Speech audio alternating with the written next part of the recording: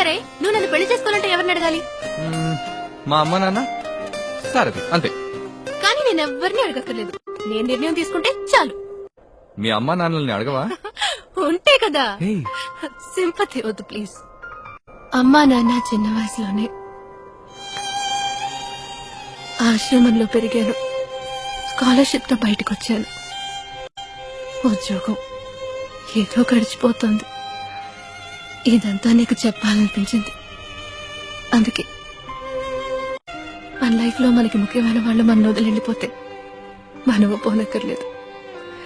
ఏదో ఒక రోజు తప్పకుండా మన లైఫ్ మనకి నచ్చినట్టు మారుతుంది. నాకు మారింది. నువ్వు ఆలోచించు. హీరోవా? వాడు చచ్చిపోయాడు కదా. నేనెప్పుడు ఏ విషయం చెప్పాలనుకున్నా నువ్వు విన్నదే లేదు. నువ్వేదో ఊహించుకుని నువ్వేదో చేసేస్తావు.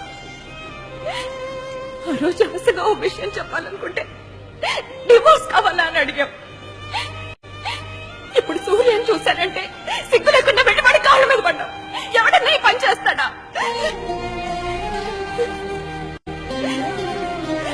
ఇక నీకు నాకు సెట్ అవ్వదు. పోరా, ఏ ఎల్లమ్మో పుల్లమ్మో పొలాల గడ్ల మీద తిరుగుతుంటారు. వాళ్ళని వెతుక్కుంటూ వెళ్ళి లవ్ చేయి. నీలాంటి సెట్ అవ్వను.